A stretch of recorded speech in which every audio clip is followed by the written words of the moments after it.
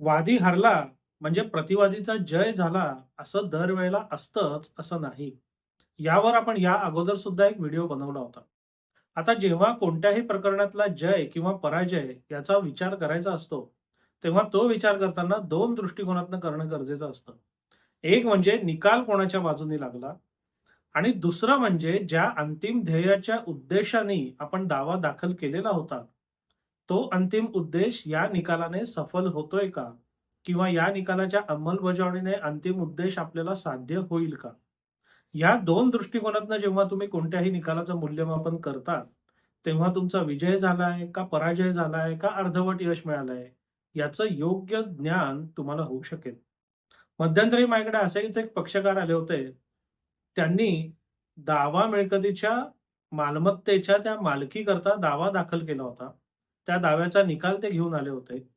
जेव्हा त्या दाव्याचा मी सगळा निकाल वाचला आणि त्याचा ऑपरेटिव्ह पार्ट म्हणजे नेमकं निकाल दिलाय काय हे जेव्हा वाचलं, तेव्हा तो निकाल वादीच्या बाजूने झालेला होता, यात काही वाद नाही. त्यांना मालक म्हणून जाहीर करण्यात आलं होतं. त्यांच्या मालकीच्या विपरीत जे काही करार वगैरे करण्यात आले होते, ते यांच्यावर बंधनकारक नाही असंही जाहीर करण्यात आलं होतं. मग मी त्यांना विचारलं, की "मग नेमका आता तुमचा प्रश्न काय आहे?" तर ते म्हणाले, की "आता आम्हाला त्या दावा मालमत्तेचा ताबा हवाय." तेव्हा मी त्यांना विचारलं, की "अहो हा जो आदेश आहे, या आदेशामध्ये दावा मिळकतीच्या ताब्याबद्दल काहीही नाहीये. मग तुम्हाला या दावा मिळकतीचा ताबा हवाय म्हणजे तुमच्याकडे या दावा मालमत्तेचा ताबा नाहीये का?" तर ते म्हणाले, "नाही, या दावा मिळकतीचा ताबा भलत्याच लोकांकडे आहे. कारण याचं एकामागून एक खरेदी-खतं, व्यवहार, करार होत गेले." मग ते कळल्यावर जेव्हा मी त्या निकालातले मुद्दे बघितले, तेव्हा माझ्या असं लक्षात आलं, की वादीकडे दावा मिळकतीचा ताबा आहे का? हा मुद्दा निश्चित झाला होता. आता ज्या अर्थी एखाद्या प्रकरणामध्ये मुद्दा निश्चित होतो, त्या अर्थी त्या प्रकरणाच्या दाव्यामध्ये किंवा कैफियतीमध्ये किंवा दोन्ही ठिकाणी त्याबद्दल काही ना काही कथन असतं. दुर्दैवाने ते पक्षकार तो दावा घेऊन आलेले नव्हते. त्यामुळे त्या दाव्यामध्ये त्यांनी नेमकं म्हटलंय काय? काय मान्य केलंय? काय अमान्य केलंय? काय मागणी केली आहे? ते माझ्या लक्षात येत नव्हतं. पण पक्षकाराशी बोलल्यावर माझ्या असं लक्षात आलं, की अगदी सुरुवातीपासनं त्या मालमत्तेमधला आपला हक्क जाहीर करणं आणि आपला हक्क जाहीर झाल्यानंतर जो काही हक्क जाहीर होईल त्याचा ताबा आपल्याला मिळणं, हा त्यांचा अंतिम उद्देश होता आणि त्या उद्देशाने त्याने तो दावा दाखल केलेला होता. मग या पार्श्वभूमीवर जर आपण या निकालाचा विचार केला, तर या निकालाने त्यांना मिळालेलं यश हे संपूर्ण यश मिळालेलं नाही, तर काहीसं अर्धवट यश मिळालेलं आहे. म्हणजे एकीकडे त्यांना दावा मालमत्तेची मालकी जाहीर झालेली आहे. पण हे कागदोपत्री यश आहे. जर मालकी मिळालेल्या जागेचा प्रत्यक्ष ताबा मिळत नसेल, त्याचा उपयोग आणि उपभोग घेता येत नसेल, तर या तात्विक आणि कागदोपत्री विजयाचा नेमका उपयोग काय? हा एक मोठा प्रश्न उभा राहतो. याच्या पुढचा अजून एक मोठा प्रश्न आहे. तो म्हणजे मग आता ताबा मिळण्याकरता मला काय करायला लागेल?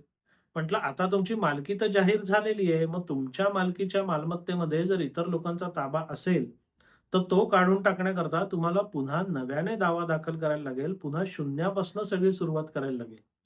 बरं यात सुद्धा गंमत अशी आहे, की समजा हा दावा त्यांचा जो चाललेला आहे, तो सुमारे 8 वर्ष तो दावा चाललेला आहे. मूळ दाव्यामध्ये त्यांनी त्या दावा मालमत्तेच्या ताब्याबद्दल काय कथन केलंय, काय मान्य केलंय, काय अमान्य केलंय आपल्याला माहिती नाही. समजा त्यांनी मूळ दाव्यामध्ये हे मान्य केलेलं असेल, की दावा मालमत्तेमध्ये अमुक-अमुक व्यक्तींचा किंवा प्रतिवादींचा ताबा आहे वगैरे जे काही असेल ते. तर याचा अर्थ त्या दिवशी त्यांच्या मालमत्तेमध्ये त्रयस्थांचा ताबा आहे हे त्यांनी मान्य केलं. ह्या गोष्टीला आता निकालापर्यंत 8 वर्ष उलटून गेली. समजा अजून 4 वर्ष काहीच यांनी केलं नाही, तर प्रतिवादी ज्यांचा ताबा असल्याचं यांनी दाव्यात मान्य केलेलं असेल, ते यांच्याच दाव्याच्या आधारे प्रतिकूल ताब्याने मालकीचा दावा करू शकतात. तो सगळ्यात मोठा धोका आहे. कारण प्रतिकूल ताब्याकरता सिद्ध करण्याची सगळ्यात कठीण गोष्ट जी असते, की आपला भलत्याच्या मालमत्तेवर ताबा आहे आणि त्या भलत्याला ते माहिती आहे. ह्या दोन्ही गोष्टी यांच्या दाव्यातील कथनाने जर सिद्ध होत असतील, तर प्रतिवादीला प्रतिकूल ताब्याने मालकी मिळवायचा रस्ता एकदम खुला झाला. त्या रस्त्यातला सगळ्यात मोठा अडसर जो होता, तो यांच्या दाव्यानेच दूर झालाय. त्यामुळे अशा परिस्थितीत एकतर त्या दाव्यामध्ये काय लिहिलंय, काय मागणी होती, ती मान्य झाली, नाही झाली, या आधारावर या निकालाविरोधात आपण वादी असलो तरी अपील करावं लागेल किंवा त्या 12 वर्ष पूर्ण होण्याच्या आत त्यांच्या ताब्याला हरकत करून, दावा दाखल करून त्या ताब्याची मागणी आपल्याला करायला लागेल.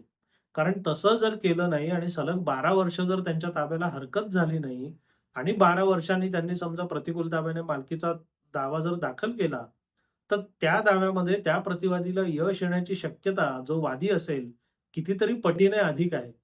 म्हणून जेव्हा या सगळ्या प्रकरणांना आपल्याला काय बोध घ्यायचा आहे, तर नेमकं तुम्ही कुठल्या उद्देशाकरता दावा दाखल करताय, ते तुम्हाला आणि तुमच्या पक्षकारांना किंवा तुम्हाला आणि तुमच्या वकिलांना ठाऊक असणं गरजेचं आहे.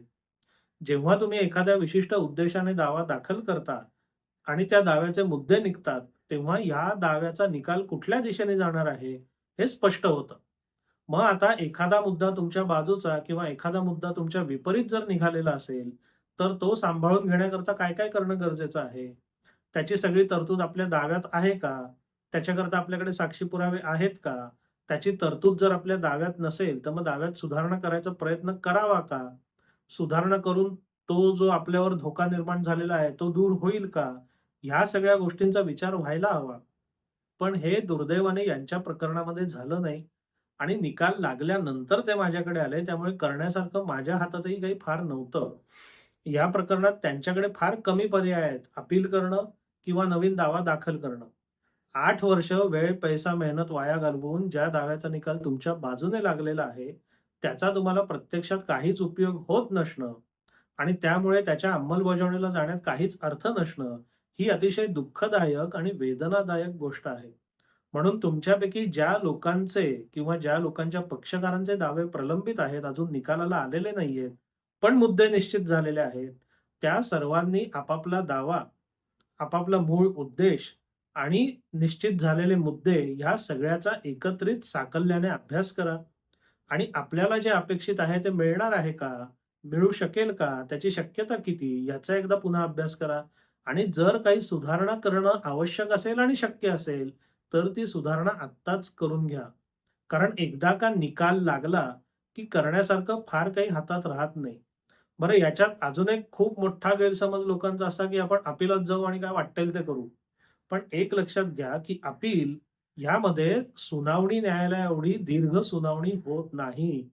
जी सुनावणी झालेली आहे, जी साक्ष पुरावे झालेले आहेत, ते पुन्हा अपिली न्यायालयांमध्ये सर्वसाधारणतः करता येत नाही. काही अपवादात्मक परिस्थितीमध्ये ते करता येत असेल, पण सर्वसाधारणतः एकदा एका सुनावणी न्यायालयामध्ये सुनावणी झाली, साक्षी पुरावे झाले, की त्याच्यावरची अपीलं ही मुख्यतः फक्त कायदेशीर मुद्द्यांवर आधारलेली असतात. तथ्यांवर, साक्षी पुराव्यांवर अपिलात आपल्याला फार काही बोलता येत नाही. त्यामुळे तुमचा दावा, तुमचं वादकथन आणि तुमचे सगळे साक्षी पुरावे हे सुनावणी न्यायालयात जे होतात ते अंतिम आहेत, असं गृहीत धरून ते आपल्याला जेवढं पक्क, जेवढं चोख करता येईल, तेवढं पक्क आणि तेवढं चोख आपण केलं पाहिजे. जेणेकरून निकालामध्ये किंवा निकालानंतरच्या अपीलामध्ये आपल्याला त्याचा फायदा घेता येईल. म्हणून तुम्ही किंवा तुमचे पक्षकार आपापल्या प्रकरणाबद्दल जागृत राहा. काय होतंय, काय नाही होतंय, प्रकरण कुठल्या दिशेला जातंय, यावर बारकाईने डोळ्यात तेल घालून लक्ष ठेवा आणि नुसतं लक्ष ठेवू नका, तर त्या अनुषंगाने ज्या काही सुधारणा करायच्या आहेत, त्या सुधारणा करायचा सुद्धा एक जाणीवपूर्वक प्रयत्न करा. आपल्याला हा व्हिडिओ कसा वाटला? आपल्याला हा विषय कसा वाटला? अवश्य कळवा. धन्यवाद.